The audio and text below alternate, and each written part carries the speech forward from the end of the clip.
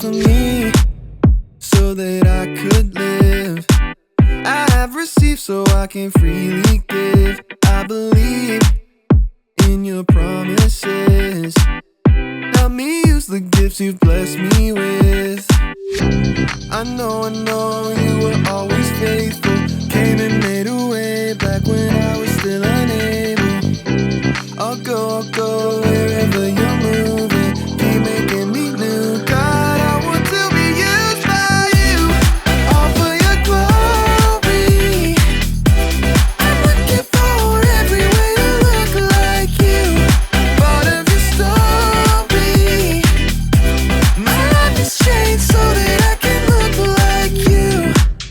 You're my solid ground. You are my smile when I'm feeling down. Help me look up and look around, to care for others as you teach me how. I know you were always faithful. Came and made a way back when I was still unable. I'll go wherever you're moving. Keep making me new. God, I want to be used by you. All for your glory. I'm looking for every way to look like you. Part of your story. My life has changed so that I can look like you.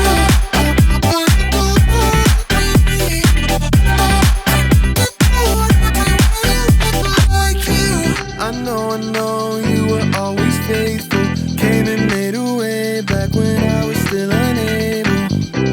I'll go wherever you're moving. Keep making me new. God, I want to be used by you. All for your glory. I'm looking for every way to look like you. Part of your story. My life has changed so that I can look like you.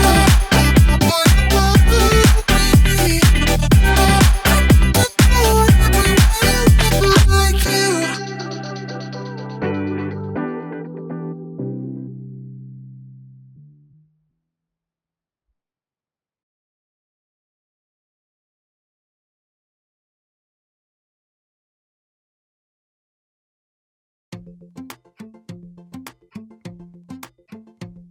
Hey there, welcome to Story Lab. This week we're taking a look at the story of a sister who really stepped up for her brother.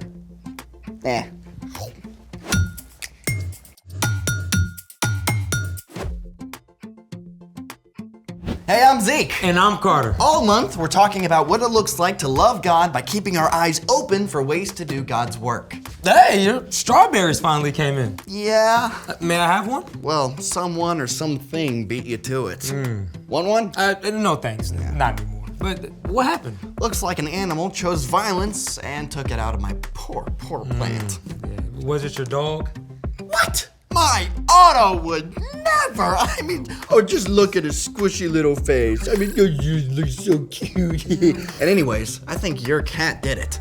What? Yeah, My Simba? Yeah, I saw cat prints in the pot next to the strawberry No. plant. Simba doesn't even like strawberries. How would you know that? Look at my Simba. Yeah, let's see him. Oh, Look at it. That's my that is a grumpy cat. He's not grumpy. He absolutely That's chose- his natural face. He Anyways, looks cute. I'm pretty sure it was your Otto. No, absolutely not. Yes. There's only one way to find out anyways. Forensic science, my dear Carter. Forensic science. Are you ready? Let's make it. Okay, so we got the metal fence. The water, Right, and right. the plaster, and the wooden stick, and the mixer. Awesome, So okay. it seems like we have everything. Yeah, we got everything. Behold the evidence. It's obviously a cat paw. Nope, that definitely looks like something a dog would make. Well, let's find out. In the planter, there remains a paw print of the perpetrator of this particular plant predicament. Step 1. Put the fence around the print carefully so the plaster doesn't overflow. Ever think about putting a fence around, say, Otto? How dare you! Be careful not to press the fence too deep into the soil. Just right on top. Perfect. All right. Step 2, mix up the plaster of Paris. 1 part plaster with 1 part water. Now, we've got to work fast or the plaster will harden before we even get a chance to cast. Just like your cat worked hard at destroying all my strawberries? Ha ha. Step 3. Pour the plaster over a wooden stick to guide it so it doesn't get too messy and flood the dog print. Oh, you mean cat print? No, I meant dog print. Sure. Great. All right.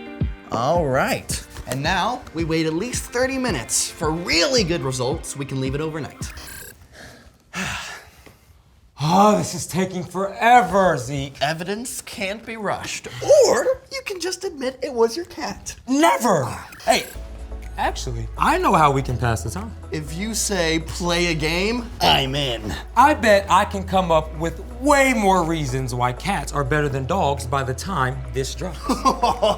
You're on. Cats are quieter. Dogs are way more fun. Cats are definitely cleaner. Dogs are more cuddly. My cat is totally cuddly. Dogs have bigger ears. Cats can listen better. They're more fluffy, they're smarter. Cats are more You comprehensive. don't even know what breed your cat is. Yes, we I got do. He's a corgis, beautiful We got border breed. collies, we got We Australian got orange cats, shepherds. black cats, they're yellow just cats, colors. and That doesn't everything. even actually, they're smarter. They're No, different no, ones have different cats stuff. are more creative. Time's up. Dogs win. You were just making stuff up. Well, so were you. Let's see the cast. Okay, so it says here that a cat has 4 toes. Aha! This has 4 toes. See, 1, 2, 3, 4. Well, wait. So does a dog, okay? And a dog has a pad. And look, right there is a pad. Cats have pads too. Look, this print has claws. That is so a cat. I knew it. I'm right. You're wrong. Hold up. Actually, both animals have claws, but cat's claws do not show up on paw prints. Dog claws do show up. Oh. And a dog's paw print is oval. A cat's is round. Okay. This print looks oval-ish and clawful. Yes, I knew it. Sorry, Carter. I guess my good old pooch is the culprit. That rascal? Well, listen, it just means that your strawberries were really good. You know what? You're right. And to prove that there are no hard feelings, I'll help you plan some new ones. Oh, really? Yeah. That's possum. Yeah, okay. Well, thanks for helping out. No problem. And speaking of helping, it's time for... The story before the story. Today, we're in the second book of the Old Testament, Exodus. God created the whole world, including people, but people turned away from God. Still, God made a plan to bless the whole world through Abraham and Sarah's family. Their great-grandson, Joseph, was enslaved in Egypt. But after many hard years, Joseph was made second in command of Egypt and saved his whole family from starving. Over the years, Joseph's family, the Israelites, grew and grew. Until the Egyptian king, the Pharaoh, got scared, which is where our story starts. Take it away. Hey everyone, I'm Brian. The Egyptian pharaoh worried that there were too many Israelites. He was afraid that if war broke out, those Israelites might join the enemy. So the Egyptians enslaved the Israelites, or Hebrews, and forced them to do really hard work. But even though they were treated very badly, over hundreds of years, they kept growing in number. So, the Pharaoh came up with a terrible plan. He called for 2 Israelite midwives named Shiphrah and Puah. When you help a baby boy be born, get rid of it. But let the girls live. What? That's horrible! Thankfully, the midwives had respect for God and kept the baby boy safe. So the Pharaoh gave a new order. Throw every Hebrew baby boy into the Nile River. Soon after, a man named Amram and his wife Jochebed had a new baby boy who they loved very much. Along with the baby's big sister, Miriam, they were determined to keep him safe. The soldiers are coming. They're getting closer. We've got to keep him quiet or... We can't let them throw him in the river. Quick, help me hide him. They were able to hide the baby for 3 months. But like all babies, he was getting bigger and louder. We can't keep this up. We have to think of something. And she did. Jochebed made a basket out of tall grasses. She coated the basket with tar. Jochebed placed the child in the basket. Then she and Miriam set it in the tall grass that grew along the bank of the Nile River. Miriam, stay close and make sure he's okay. Yes, Mama, I will. Miriam hid close by to be sure her baby brother stayed safe. But it wasn't long before the princess, the Pharaoh's daughter, came down to the Nile River to take a bath. She heard the baby crying, so she asked one of her attendants to bring the basket. This is one of the Hebrew babies. Miriam saw everything and knew she had to act quickly. She gathered her courage and ran out of her hiding place. Do you want me to go and get one of the Hebrew women? She can nurse the baby for you. Yes, go. That was some seriously quick thinking on Miriam's part. She immediately went and got her mother. Take this baby and feed him for me. I'll pay you. Jochebed was able to take care of her baby, knowing that he would be safe. When the child was older, Jochebed took him to the Pharaoh's daughter at the palace. The princess named the baby Moses and raised him as her own son. And thanks to the care and quick thinking of Jochebed and Miriam, Moses was saved. And many years later, when Moses was grown up, God used him to lead the Israelites out of Egypt. The end. Wow. So Moses was supposed to be thrown into the river, but his mother actually saved his life by hiding him there. Right? And his sister really stepped up too. Yeah, they didn't wait around for something terrible to happen. They took action. So what's our part in the story? Well, just like Jochebed and Miriam, we can keep our eyes open for the needs of the people we care about.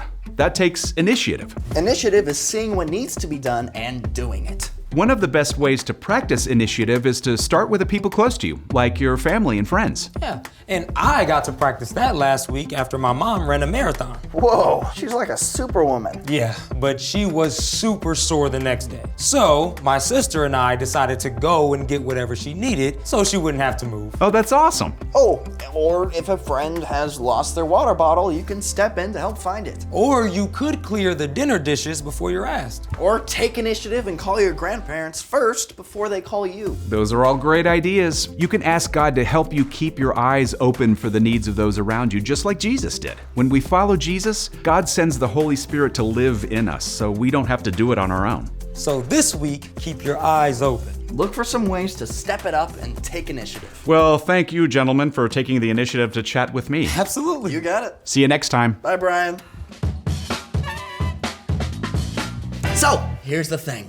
Look for ways to help the people you love. Yeah, whether that's your mom or dad, Your grandparents. your siblings, Or your close friends. yeah. And speaking of help, let's plant some strawberries, and then we can make some strawberry shortcake. You know they're gonna take some time to grow, right? Well, the sooner we plant them, the sooner we can eat them. I can't argue with that. Thanks for joining us in the Story Lab. See you next time. All right, let's go ahead and start. Okay, so what are we exactly doing here? So what you're gonna be doing is you're gonna be picking all the seeds off the top of the strawberry. Wait, we're gonna be picking all the seeds Individually, one by one. out of the strawberry? Uh-huh. And you've done this before? Yep. It took me like 4 hours last time. 4 hours. Ooh, this is exciting. Yeah, I'm having the time of my life.